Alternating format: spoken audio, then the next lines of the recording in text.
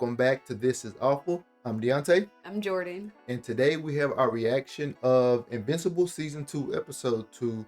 In about 6 hours, I lose my virginity to a fish.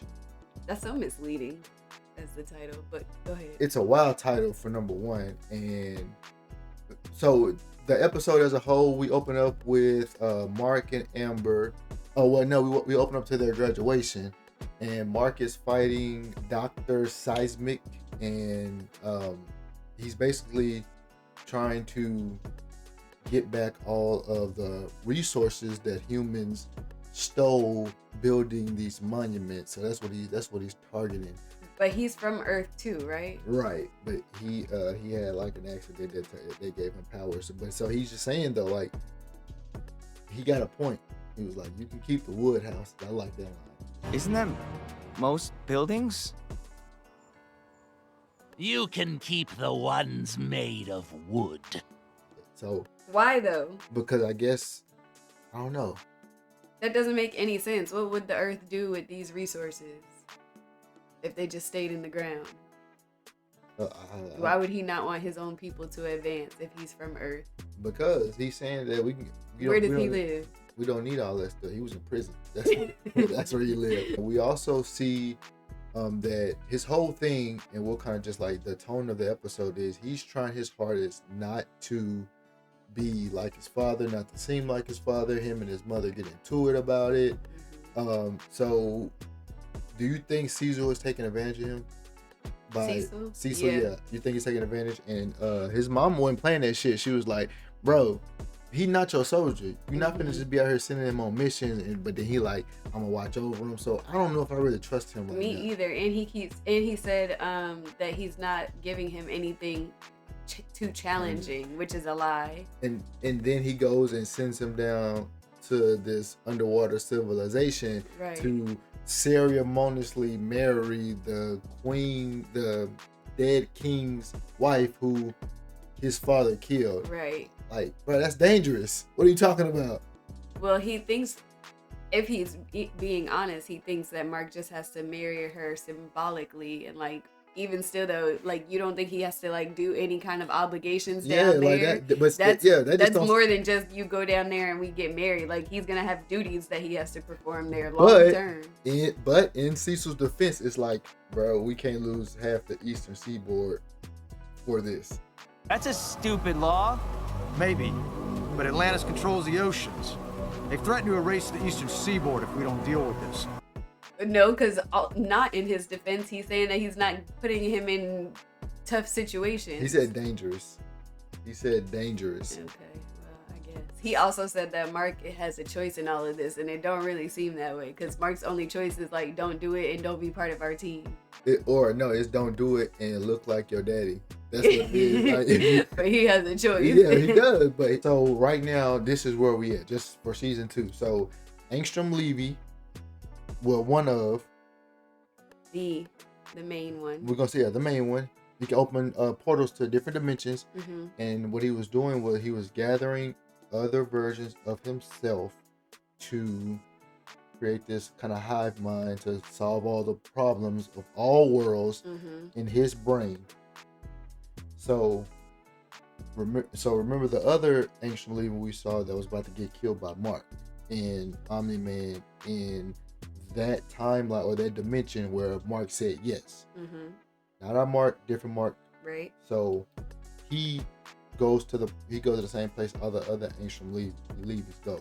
So our Mark, our Invincible, on a mission from Cecil, sent them there to try to shut that down because he was like, it's a lot of radiation coming out of this building.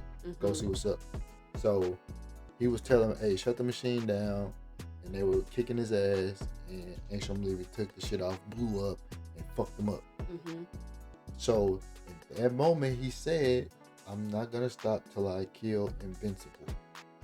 Right? Okay. Now, in my mind, we have to ask the question, which Angstrom Levy is it? Because it was all of them, right?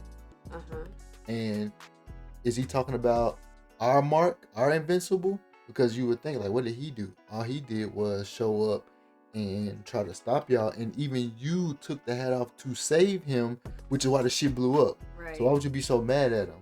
Or is it the other Angstrom Levy that lived in the dimension that Mark and Omni-Man were teamed up and it was about to kill him? Yeah, is it that him talking now? So who is the Angstrom Levy that we saw at the end? That's it's only one now, and it's him. But when he says which mind is taking over right now? Is right. What you're saying. Well, yeah. Which Invincible is he targeting? Because when they asked him, like, he said, "I'm here for like him," but he said like not him or me. I'm not your problem. Then whose problem are you? His. Well, not his. So he's saying Invincible's problem, but not this version. This version, yeah. Okay, so I'm saying, so which one is he going after? Is he going after that one, or is he going after ours? Is he mad that ours blew him up and turned him into that shit in a way, or is he going back to? No, I think he's going back to the one that's teamed up with his dad. He has to be, right, because he's asking like, how did they take Omni-Man down? In this universe here, Mark's Omni-Man is already gone. So he has to be talking about that one because the bad guy Mark, and because he asking him, how did y'all take Omni-Man? Or maybe he just need information. But I would think that since he's getting information on both, he's going back to a world where Omni-Man and Mark are both alive, because again, our Omni-Man had already took off. Right. So it was just Mark there. So why would he even care? I would just be like, well, how did they get you down? Damn, Omni-Man, he ain't even on our planet no more, right? Right. Yeah, so he couldn't be talking about. But where did that Omni-Man go? Back to his. We're talking about ours, right? Yeah. So he went to go link up with his homies. I don't know, man. There's so many moving parts. It's kind of confusing, but I guess I'm caught up. Okay, you good? Mhm. All right. There was one part of this where you were like, "Ooh, this shit is good." What? Go back to that part. Now I will say I did like the Darkwing kind of the mission where it was his assistant and he was like, "We your sidekick." He was like, "No, we don't use that term no more. It's offensive." One thing I'm not feeling this the team breaks. I'm not feeling the team thing with the.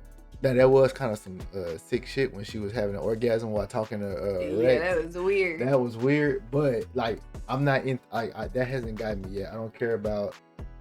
I was into it last season, but so far with the new characters, they haven't caught my attention as far as their plot, their subplot. So how you feel about Adam Eve's little part? Oh, that was good. That was good to show that I think it was a bit like dramatic. Yeah. But she didn't kill anybody. That would have been dramatic. Right, but I still feel like it would have hit a little bit harder if. Oh, she did actually kill the people? Yeah, they actually did that. It would have been fucked up, but it would have hit a little bit like, you know what I'm saying? Now she got a real chip on her shoulder. But now she gonna be like, I don't want to use my powers anymore. Oh, I did a bad thing. In that exact voice? In that exact voice. Yeah. What about this alien guy? They never did say if he was on the team or not. Yeah, they didn't say it, and he's probably gonna be, but I'm gonna be honest with you.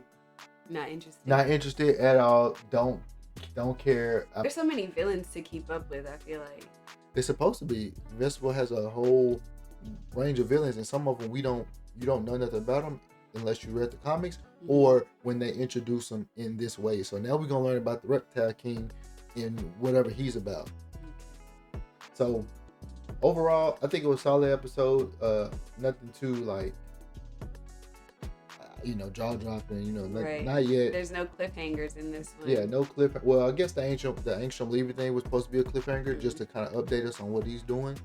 And also the way they did the Invincible, the title card, we haven't talked much about it, but it's now chipping off back to the kind of old. It's not the same blue as the first one. It looks a little bit duller to me. Oh, I didn't notice that. It looks a little bit duller to me, but yeah, the all black and red letters is now cracking. I'm guessing that's the crack in the multiverse or the timelines or something like that. I don't know. Something's breaking. Something's cracking.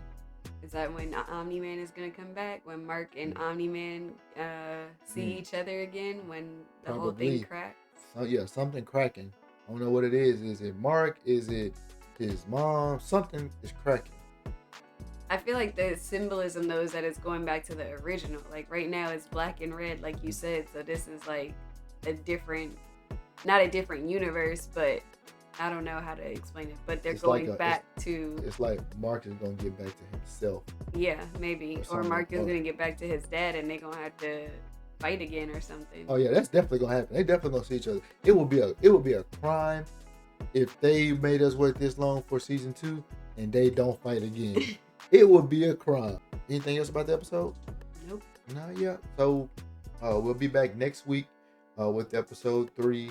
And at any point in time, if you did find this video likable, go ahead and leave us a like. Don't forget to subscribe to the channel, and we will see you guys in the next one. Peace. Bye, y'all.